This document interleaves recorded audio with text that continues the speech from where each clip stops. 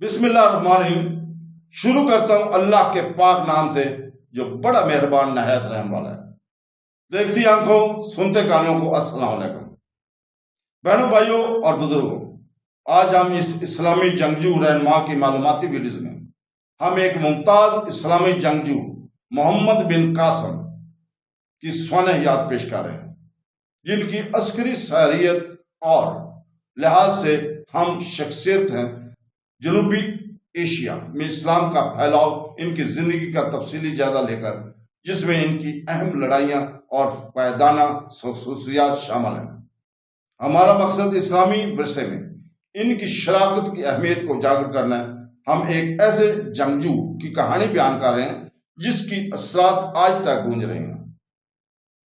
تو دوستو، محمد بن قاسم اموی خلافت کی خدمت میں ایک عرب فوجی کمانڈر تھے، جس نے سندھ اور پنجاب قدیم سندھ کا حصہ پر مسلمانوں کی فتح کی قیادت کی، ہندوستان میں اموی مہمات کا افتتاح کیا۔ اس کے فوجی کارناموں کے نتیجے میں اسلامی صوبہ سندھ کا قیام عمل میں آیا اور سندھی برہمن خاندانوں اور اس کے حکمران راجہ دہ نے اس علاقے پر قبضہ کر لیا، جس کا سر قلم کر کے بصرہ میں الحجاج ابن یوسف کو بھیج دیا گیا۔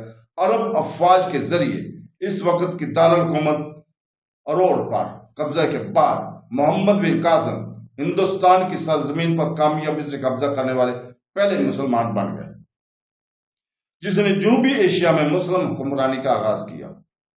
محمد بن قاسم کا تعلق بنو ثقیف سے تھا، جو ایک عرب قبیلہ ہے جو مغربی عرب میں طیف شہر کے ارد گرد مرکوز ہے۔ مسلمانوں کی فتح کے بعد اسے فارس کا گورنر مقرر کیا گیا۔ غالباً وہ اپنے چچا محمد بن یوسف کی جگہ لے گا۔ 708 سے 711 تک محمد بن قاسم نے سندھ کی فتح کی قیادت کی۔ اس نے پورے خطے میں اسلامی حکمرانی قائم کی۔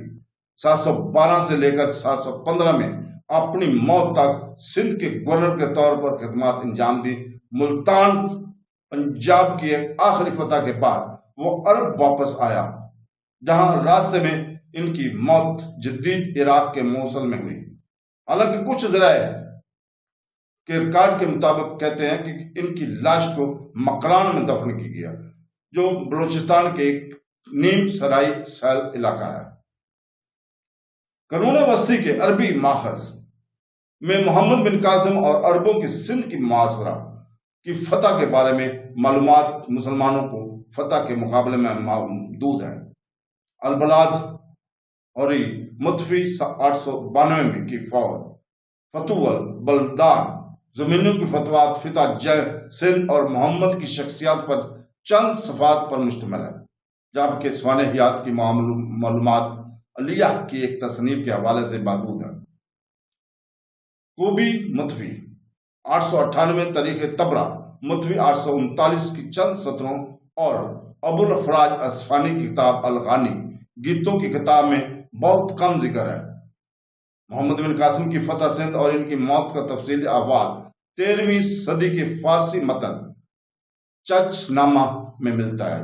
چچ نامہ ایک معلومات مبینہ طور پر 8ویں صدی کی فتح کے عرب سپاہیوں کی اولاد یعنی قادیان، جج اور الوار اور بکر کے سندھی شہروں کے اماموں کے اکاؤنٹ سے اخذ کی گئی ہیں، جنہوں نے محمد بن قاسم کے قبیلے بنو تخیف سے تعلق کا دعویٰ کیا۔ مستشرقین فرانسکیو کے پاس مخمنہ کے طور پر ابھرنے والے اکاؤنٹس ہیں، اور وہ جج 1000 سنچری طور پر نامہ کے محمد بن قاسم کے بارے میں معلومات کے لیے تاریخی رومانوی اور ایک دیر سے مشکوک ذریعہ سمجھتے ہیں۔ محمد بن قاسم 694 میں پیدا ہوئے۔ ان کی جائے پیدائش تقریباً یقینی طور پر حجاز مغربی عرب میں تھی، یا تو طیف میں جو ان کے تخلیفی قبیلے کا روایتی گھر تھا، یا مکہ یا مدینہ میں 630 میں اپنے عام اسلام قبول کرنے کے بعد تخفی کے عراق نے بتدریج ابتدائی خلافت میں اعلیٰ فوجی اور انتظامی عہدے حاصل کیے، اور ابتدائی مسلمانوں کی فتوحات کے دوران اور بعد میں خاص طور پر عراق میں اہم کمانڈر اور اقتصادی کردار ادا کیا۔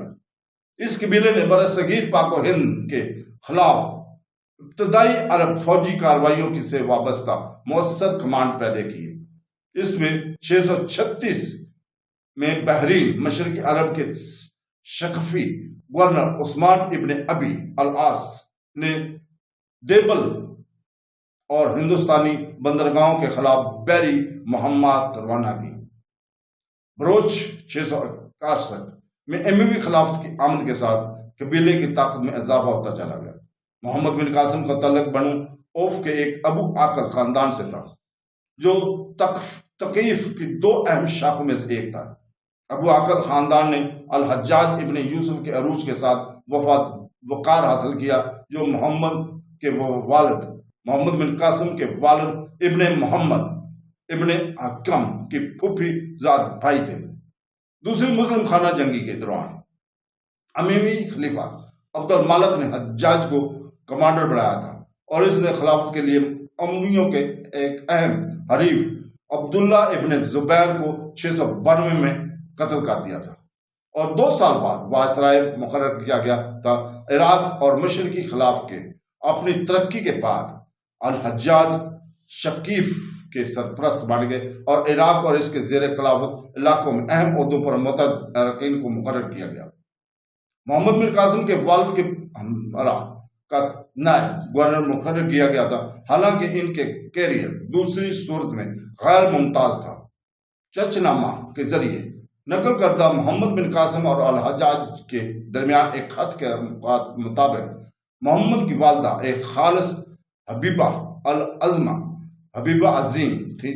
چرچ نامہ یہ بھی بتاتا ہے کہ محمد بن قاسم ایک اہم عمر بھائی تھا جس کا نام سلب تھا، اور عربی ذرائع سے پتہ چلتا ہے کہ اس کا ایک بہت چھوٹا بھائی تھا جس کا نام الحجاج تھا، جس نے 740 کے علیت بغاوت کے دوران اموی کمانڈر کے طور پر خدمات انجام دی۔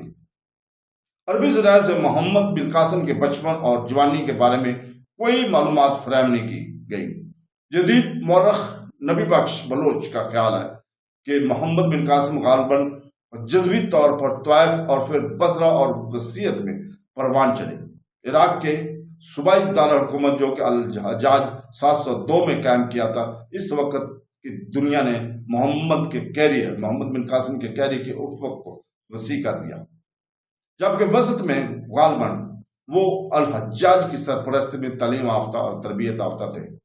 الحجاج محمد بن قاسم کو بہت پسند کرتے تھے اور اس اپنی بہن زینب سے شادی کرنے کے لیے کافی باوقار سمجھتے تھے، حالانکہ اس نے بڑی عمر کے شکفی حکم ابن ایوب ابن حکم کو ترجیح دی، جس سے بالآخر اس کی شادی ہوئی تھی۔